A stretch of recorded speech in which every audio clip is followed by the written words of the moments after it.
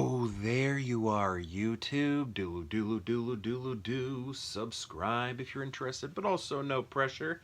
Hey, I think we might do a random ranking today. That's right. I think we're going to go to my movie collection behind me, pick out 3 movies, pick them out at random, then rank them based on whatever criteria we come up with.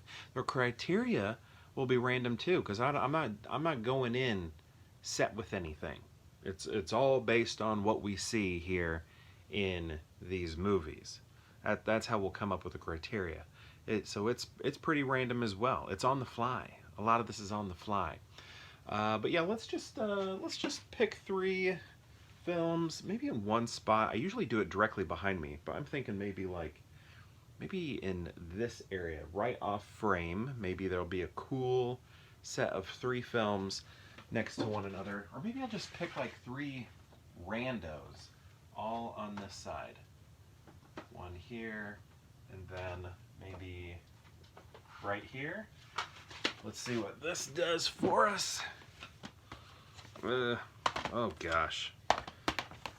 I haven't seen any of these in a million years. I want to talk about movies today, so I'm gonna go for it again. Let's do this one, then whatever this one is right here, and then let's go. I don't know, maybe this one. Okay. Whoa, whoa, whoa, whoa. All right. Darn it, never seen it. All right, I gotta get rid of another one, but I have 2 this time. You know what? Let's just do the other one. Let's do whatever this is. Will it work? I don't even know if I've watched that. I think I caught part of it on a movie channel one time. Haven't seen it. Anybody seen this? Is this worth seeing? I'm gonna have to put away a lot of movies. Ooh, what's this? Maybe this is what I want. Oh, perfect. I gotta get a new copy though. Actually, I think this maybe just hit 4K. Let's talk about it. Did this just hit 4K, or maybe it's been a while? I don't know, but look at this. This is unacceptable for Clue. What? I need something new. I need an updated version. So I'd be very happy to update this. Yeah, this is a great film. When I was a kid, I thought Mrs. Peacock, right? Is it Mrs. Peacock? Let's see, we got Green, no, Green, Scarlet? Is that Scarlet? Right here? I don't know. Right? I always thought that was Susan Sarandon. It's not Susan Sarandon. But when I was a kid, that's who I thought it was. I just thought that was Susan Sarandon there. No, I love that Morris Fletcher is in it. Michael McKean. I like who plays Mr. Green. And gosh, Martin Mull. Oh man, is Colonel Mustard. Oh my goodness, look at this. Tim Curry's in it. Madeline Kahn. Flames. We got Doc Brown. I mean, man. Can you... Eileen Brennan. Can you even? I mean, just the cast, right? Just the cast. It's like off the charts. This movie's so good.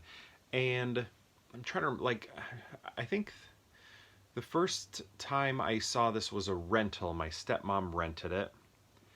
And she loved the movie, so she wanted to show it to me and my sister, because it came out in 85, and she came into my life in probably 95.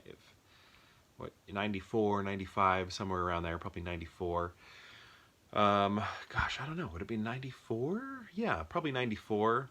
When my stepmom entered my life, and she rented this, showed it to me. I thought it was cool, and it was on VHS, and I think...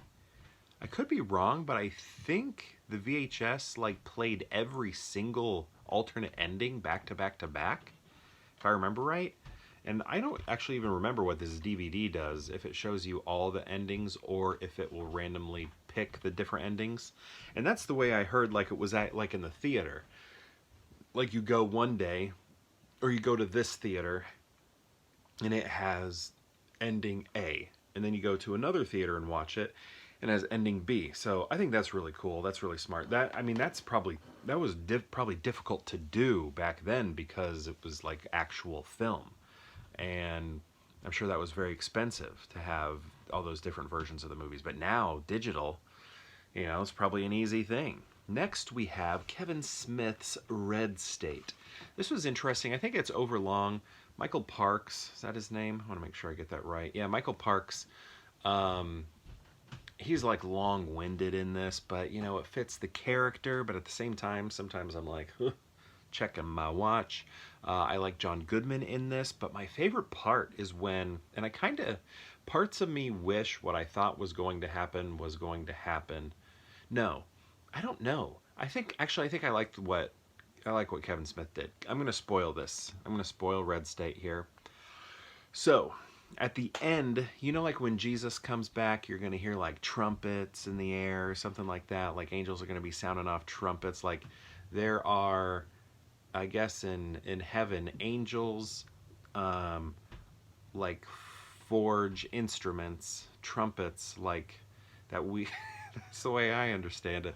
They have instruments up in heaven, and one of those instruments is a trumpet, and like trumpets are gonna sound when Jesus comes back. I know that sounds absolutely ludicrous that angels play brass instruments, but that um so the so like you have Michael Parks being like Jesus is coming back and he's gonna um he's coming back, and it's gonna be the trumpets and everything, and there's this moment where like because it's like they're like a cult, and it's kind of like you know gosh, not Ruby Ridge, what's the other one,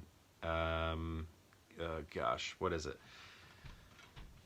come on, what is it when the government went in and oh gosh, I can't think. Waco. It's kind of like Waco is kind of what they're doing. It's also that there's another church or something.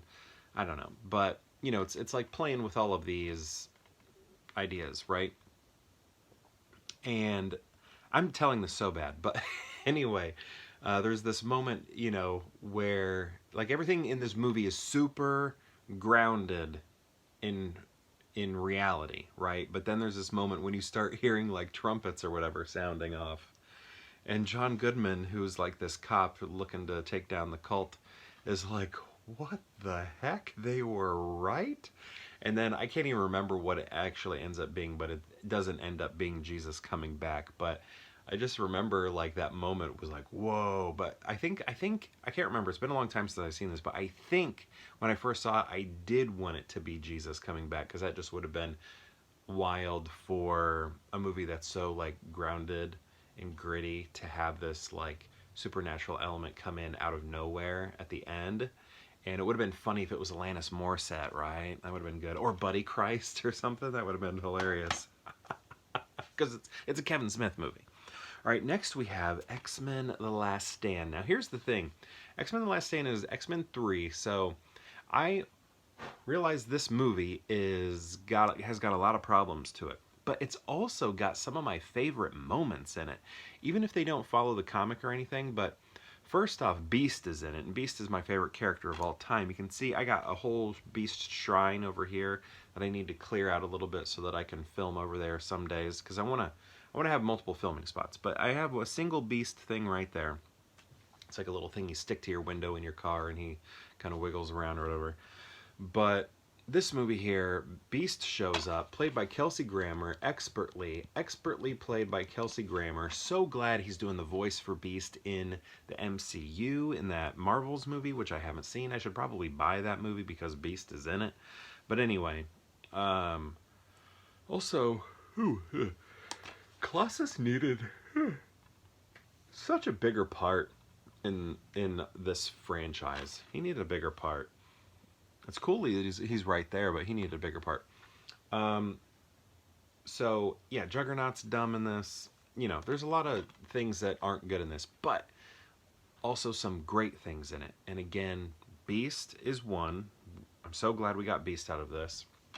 And I remember seeing this opening night I mean, it was huge, and I was happy walking out of it. But then, as the film sat with me a little bit longer, I realized, you know what? I don't think I like this movie as much. I don't like a lot of the villains, like Arclight. I don't know. I don't read the comics, so the stuff that I want are characters from the cartoon. And I didn't know Arclight, but you know, I know a lot of the ones from the cartoon. So you know, and who was it, Spike or Quills or something like that. You know, what's he gonna do? He can only hurt you if you're hugging him. So I don't know. It's just like a weak villain, you know, or a weak power. But I'm trying to think of the other thing. Oh yeah, but this movie has some of the best emotional beats in it, which I think is great. Like when Jean Grey is out there trying to just like destroy Xavier and turn him into a bunch of little particles. Spoilers.